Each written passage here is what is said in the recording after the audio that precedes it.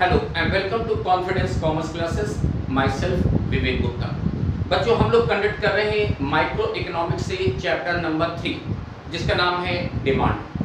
बच्चों आज हम लोग इस चैप्टर से क्या पढ़ने जा रहे हैं, दैट इज डिटरमिनेंट्स और फंक्शन ऑफ डिमांड। डिटरमिनेंट्स और फंक्शन ऑफ डिमांड, इसे हम लोग डिटरमिनेंट्स ऑफ डिमांड भी बोल सकते हैं और इसे हम लोग फंक्शन ऑफ डिमांड भी बोल सकते हैं। ठीक है, तो बच्चों देखो सबसे पहले कि what's the meaning of determinants of demand. मैंने मीनिंग दिया इसको, द फैक्टर्स दैट अफेक्ट और change the demand of a commodity in the market are known as determinants of demand. तो बच्चों डिटरमिनेंट्स ऑफ डिमांड का मीन्स क्या हुआ कि वो फैक्टर जो किसी प्रोडक्ट की डिमांड इफेक्ट कर सकते हैं, जिनकी वजह से हमारी डिमांड चेंज हो सकती है, वो कहलाते हैं डिटरमिनेंट्स ऑफ डिमांड।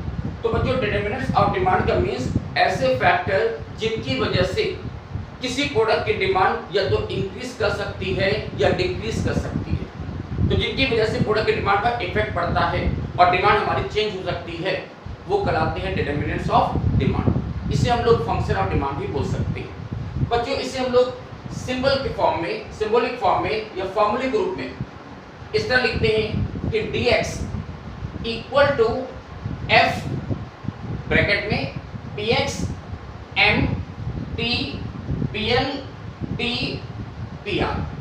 अब आपने से इसका मीनिंग क्या हुआ, इसकी मीनिंग क्या हुआ वो मैंने नीचे आपको डिस्क्राइब किया। देखो बच्चों यहाँ पर dx मीन्स क्या होता है, demand of good x, demand of good x। f means क्या होता है, functional relationship.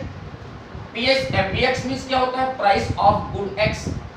M for money income, T for taste and preferences, PN for population, small letter t, हमने यहाँ पे देखो small letter t लिखा ना, small letter t means time and PR means price of related goods। Okay, तो अब जरा इस इक्वेशन को फिर से इस तरीके से हम रीड करते हैं।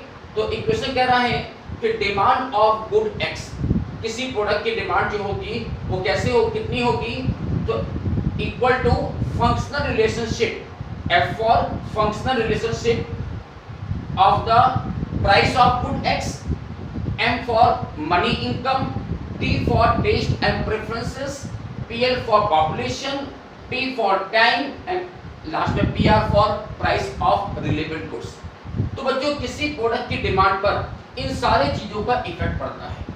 किन चीजों का इफेक्ट पड़ता है, price of goods, money income, taste and preferences, population, time and price of related goods. ये सारे ऐसे फैक्टर हैं जिनकी वजह से हमारे प्रोडक्ट की डिमांड पर इफेक्ट पड़ता है और डिमांड हमारी चेंज हो सकती है, डिमांड हमारी इंक्रीज या डिक्रीज कर सकती है। ठीक है, तो देखो इन फैक्टर को अब हम लोग और डिटेल से पढ़ेंगे और देखेंगे इन फैक्टर की वजह से डिमांड पर कैसे इफेक्ट पड़ता है। तो देखो बच्चों एक एक फैक्टर उठाते हैं और डिटेल समझते हैं कि इन फैक्टर का डिमांड पर कैसे इफेक्ट पड़ता है। देखो सबसे पहले मैंने लिया है प्राइस ऑफ गुड एक्स। बच्चों गुड एक्स का मतलब कोई पर्टिकुलर प्रोडक्ट की प्राइस, किसी पर्टिकुलर प्रोडक्ट का प्राइस। सोचो बच्चों कि किसी प्रोडक्ट की डिमांड पर उसकी प्राइस का सबसे ग्रेट इफेक्ट पड़ता है। क्यों? क्योंकि प्राइस और डिमांड में इनवर्स रिलेशनशिप होता है, अपोजिट रिलेशनशिप होता है between the price and demand. That means कि अगर प्रोडक्ट का प्राइस इंक्रीज करता है तो प्रोडक्ट की डिमांड क्या होती है, डिक्रीज कर जाती है। किसी भी चीज का जब प्राइस बढ़ता है तो बच्चों हम लोग क्या करते हैं, उस प्रोडक्ट की डिमांड को डिक्रीज कर देते हैं। एंड इन अपोजिट अगर प्राइस डिक्रीज कर जाता है तो हमारा आप लोग क्या करते हैं, प्रोडक्ट की डिमांड को इंक्रीज कर देते हैं। बस ये बहुत ही सिंपल सी बात है। जब मार्केट में कोई भी चीज महंगा होता है तो हम लोग उसकी डिमांड कम कर देते हैं और जब वही चीज सस्ता हो जाता है तो हम लोग क्या करते हैं, उसकी डिमांड बढ़ा देते हैं। So there is a opposite relationship between the price and demand. So price का डिमांड पर कैसे इफेक्ट पड़ता है, तो इसे मैं इस तरह लिख सकता हूं कि when the price increases demand decreases. जब प्रोडक्ट का प्राइस इंक्रीज करेगा तो उसकी डिमांड क्या होगी, डिक्रीज करेगी। And in opposite when the price decreases, the demand for good x increases. Okay, तो प्राइस और डिमांड में अपोजिट रिलेशनशिप रहेगा। अगर प्राइस इंक्रीज करता है तो डिमांड इंक्रीज करेगी, और प्राइस डिक्रीज करेगा तो डिमांड इंक्रीज कर जाएगी। ओके, तो किसी प्रोडक्ट की डिमांड पर सबसे ज्यादा ग्रेट इफेक्ट पड़ता है उसके अपने खुद के प्राइस का। ओके, नेक्स्ट फैक्टर आता है मनी इनकम। मनी इनकम जिसको इंडिकेट करते हैं एम से। बच्चों सोचना कि किसी प्रोडक्ट की डिमांड पर जो दूसरा मेन फैक्टर इफेक्ट डालता है वो होता है कंज्यूमर की इनकम का, वो होता है कंज्यूमर की इनकम, हमारी आपकी इनकम। सोचिए बच्चों, नॉर्मली कंज्यूमर की इनकम और प्रोडक्ट की डिमांड में डायरेक्ट रिलेशनशिप होता है। दैट मीन्स सोचिए कि जब कंज्यूमर की इनकम इंक्रीज कर जाती है तो कंज्यूमर क्या करता है, प्रोडक्ट की डिमांड भी बढ़ा देता है। एंड इन अपोजिट जब उसकी इनकम डिक्रीज कर जाती है, इनकम उसकी घट जाती है, तो वो प्रोडक्ट की डिमांड को भी डिक्रीज कर देता है। तो कंज्यूमर की इनकम और प्रोडक्ट की डिमांड के बीच डायरेक्ट रिलेशनशिप बनता है, जिसकी वजह से जब कंज्यूमर की इनकम इंक्रीज करेगी तो वो प्रोडक्ट की डिमांड भी इंक्रीज कर देता है, और जब इनकम डिक्रीज करती है तो वो डिमांड भी डिक्रीज कर देता है। तो किसी प्रोडक्ट की डिमांड पर दूसरा जो इंपॉर्टेंट फैक्टर इफेक्ट डाल रहा है वो है कंज्यूमर की income. Okay, next point taste and preferences, जिसको इंडिकेट करते हैं कैपिटल लेटर टी से। ठीक है, कैपिटल लेटर टी का मींस क्या हुआ, taste and preferences of the consumer. सोचिए बच्चों कि किसी प्रोडक्ट की डिमांड पर केवल प्राइस या इनकम का ही इफेक्ट नहीं पड़ता, बल्कि उस पर इस बात का भी इफेक्ट पड़ता है कि कंज्यूमर का टेस्ट और प्रेफरेंसेस कैसा है। बच्चों, जब मार्केट में कोई प्रोडक्ट सोचिए हमारे टेस्ट के अकॉर्डिंग होता है, हमारे फैशन के अकॉर्डिंग होता है, हमारे प्रेफरेंसेस के अकॉर्डिंग होता है, तो हम और आप लोग क्या करते हैं, उस प्रोडक्ट की डिमांड को बढ़ा देते हैं। एंड इन अपोजिट जब कोई चीज out of taste, out of fashion हो जाता है, तो हम लोग क्या करते हैं, उसकी डिमांड घटा देते हैं। तो बच्चों, किसी प्रोडक्ट की डिमांड पर इस चीज का भी इफेक्ट पड़ता है कि कंज्यूमर के टेस्ट और प्रेफरेंसेस कैसे हैं। अगर कोई प्रोडक्ट कंज्यूमर के टेस्ट के अकॉर्डिंग है, फैशन के अकॉर्डिंग है, तो उसकी डिमांड इंक्रीज कर जाएगी। एंड इन अपोजिट अगर कोई चीज आउट ऑफ टेस्ट है, आउट ऑफ फैशन है, तो डिमांड डिक्रीज कर जाती है। ओके, तो टेस्ट का इफेक्ट कैसे पड़ता है कि अगर टेस्ट एंड फैशन इंक्रीज करेंगे तो प्रोडक्ट की डिमांड भी इंक्रीज करेगी। अपोजिट अगर टेस्ट एंड फैशन डिक्रीज कर जाएगा तो फिर प्रोडक्ट की डिमांड भी डिक्रीज कर जाएगी। ओके, आइए नेक्स्ट पॉइंट पॉपुलेशन। ये बहुत सिंपल पॉइंट बच्चों, पॉपुलेशन। सोचिए कि अगर किसी एरिया में पॉपुलेशन ज्यादा है, वहां बहुत लोग रहते हैं, बहुत ज्यादा लोग रहते हैं, तो ऑब्वियसली वहां पर प्रोडक्ट की डिमांड भी ज्यादा होगी। जब लोग ज्यादा है तो डिमांड भी ज्यादा होगी। एंड इन अपोजिट अगर सोचिए पॉपुलेशन कम है तो फिर डिमांड भी कम होगी। जैसे बच्चों एक अच्छा सा एग्जांपल ले लो खुद अपने इंडिया का। अब सोचो हमारी इंडिया की जो पॉपुलेशन है वो वर्ल्ड में सेकंड रैंक पर आती है, और बहुत जल्दी हम लोग फर्स्ट रैंक पर आने वाले हैं, है ना। तो सोचो यहाँ पॉपुलेशन जब ज्यादा है तो प्रोडक्ट की डिमांड भी ज्यादा है। ठीक है, तो पॉपुलेशन और डिमांड का डायरेक्ट रिलेशन बनता है। So if the population increases, demand also increases, and in opposite if the population decreases the demand also decreases. Okay, next point time factor, जिसको इंडिकेट करते हैं स्मॉल लेटर टी से। ठीक है, याद रखना बच्चों, capital letter T taste and preferences indicate करता है और small letter T time factor को इंडिकेट करता है। सोचना बच्चों कि किसी प्रोडक्ट की डिमांड पर टाइम फैक्टर का, सूटेबल टाइम का भी बहुत इफेक्ट पड़ता है। कैसे कि जब कोई सूटेबल टाइम होता है, फेवरेबल टाइम होता है, तो उस टाइम में प्रोडक्ट की डिमांड इंक्रीज कर जाती है, और जब अनसूटेबल टाइम हो जाता है या अनफेवरेबल टाइम आ जाता है तो प्रोडक्ट की डिमांड डिक्रीज कर जाती है। जैसे एग्जांपल लीजिए बच्चों, जब समर टाइम आता है तो समर टाइम में क्या होता है, बहुत गर्मी होती है, बहुत हॉट सीजन होता है, तो उस टाइम क्या होता है मार्केट में एसी, कूलर, फैन इनकी डिमांड बढ़ जाती है। लेकिन जैसे ही विंटर टाइम आ जाता है तो क्या होता है, इन चीज़ों की डिमांड मार्केट में घट जाती है, होता है ना। तो टाइम फैक्टर का बहुत इफेक्ट पड़ता है कि अगर फेवरेबल टाइम होगा, सुटेबल टाइम होगा तो डिमांड इंक्रीज करेगी, जबकि अनफेवरेबल टाइम पर, अनसुटेबल टाइम पर डिमांड डिक्रीज कर जाती है। सो टाइम अगर फेवरेबल है तो डिमांड भी इंक्रीज करती है, और टाइम अगर अनफेवरेबल होता है तो डिमांड भी डिक्रीज कर जाती है। ओके बच्चों, अब आते हैं नेक्स्ट एंड लास्ट पॉइंट, जो कि मोस्ट इंपॉर्टेंट पॉइंट है, that is price of related goods. Price of related goods. बच्चों सोचना, मार्केट में जो भी प्रोडक्ट होते हैं, नॉर्मली आप देखेंगे हर एक प्रोडक्ट का कोई ना कोई रिलेवेंट गुड्स जरूर होता है, हर एक प्रोडक्ट का कोई ना कोई दूसरा रिलेवेंट गुड्स जरूर होता है। तो जहां तक रिलेवेंट गुड्स की बात है, इस रिलेवेंट गुड्स को हम दो टाइप में डिवाइड करते हैं।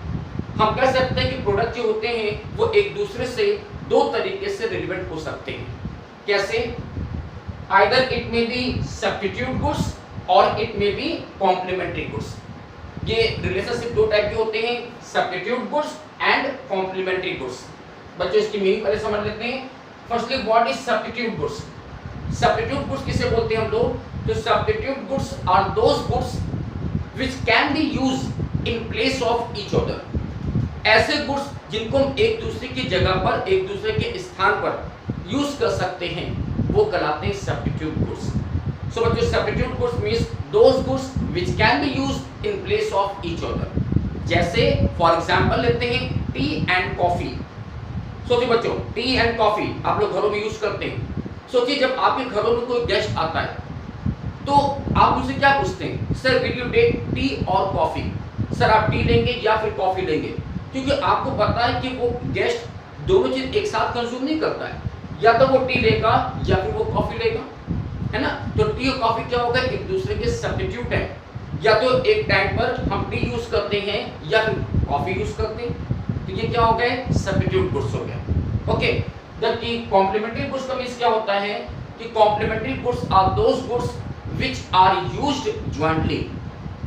ऐसे कोई भी दो गुड्स जिनको जॉइंटली कंज्यूमर यूज करता है, यानी कंज्यूमर ज्वाइंटली यूज करता है, एक साथ यूज करता है, क्योंकि एक के बिना दूसरा यूजलेस होता है, वो कहलाते हैं कॉम्प्लीमेंट्री गुड्स, जो एक दूसरे के कॉम्प्लीमेंट होते हैं। जैसे एग्जांपल आप लीजिए, car and petrol, pen and ink, shoes and socks, bat and ball, bread and butter, ऐसे बहुत चीजें एग्जांपल ले सकते हो।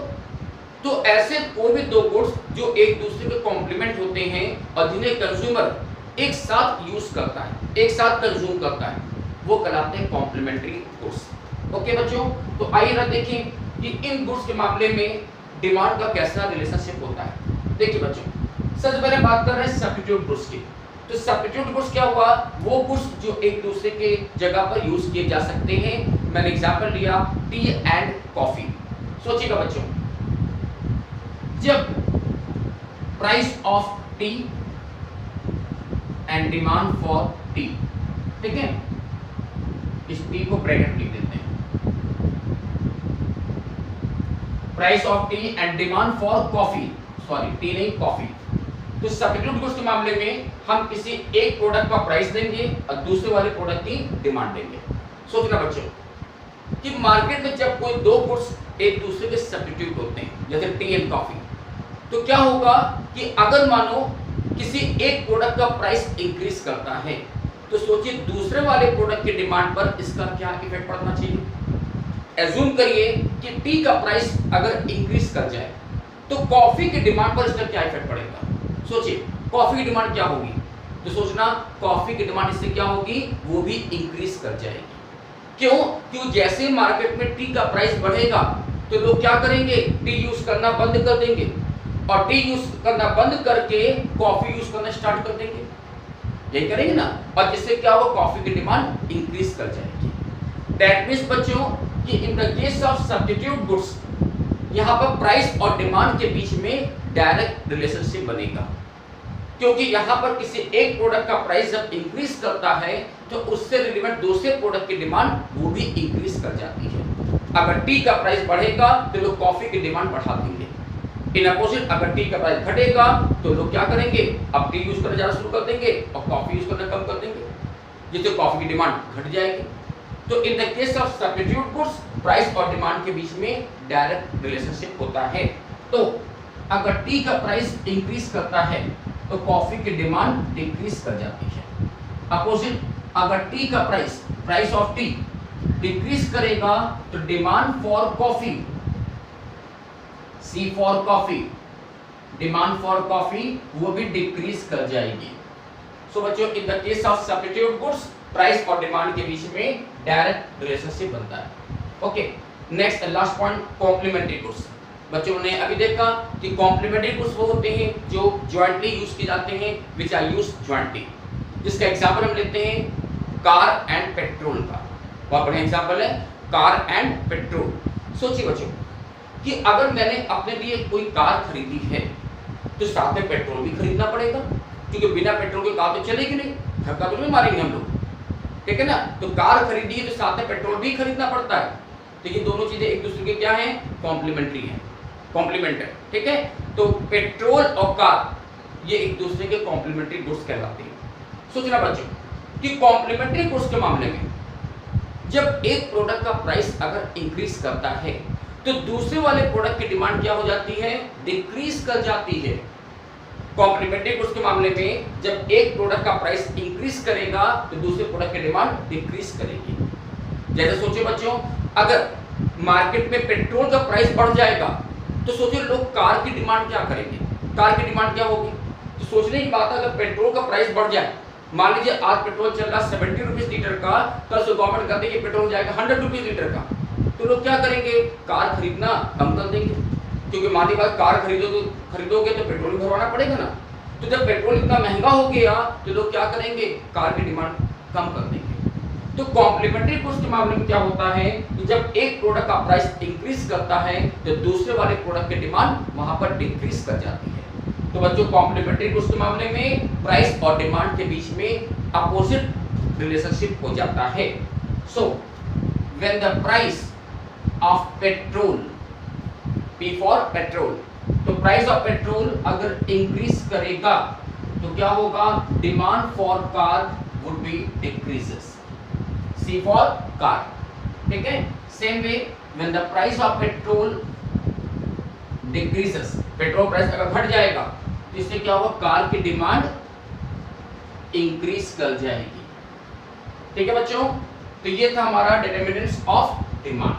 तो बच्चों होप सो आपको मेरा ये टॉपिक बहुत अच्छी तरह समझ में आएगा, क्योंकि इंपॉर्टेंट टॉपिक भी है और आपको अच्छी तरह समझना है, ठीक है। तो इसे बच्चों हम लोग डिटरमिनेंट्स ऑफ डिमांड भी बोल सकते हैं या फिर इसको फंक्शन ऑफ डिमांड भी बोल सकते हैं। ओके, तो बच्चों हमारी वीडियो बड़ी हो रही है तो हम इसको यहाँ पर स्टॉप करना चाहेंगे आपसे। So good day, thank you.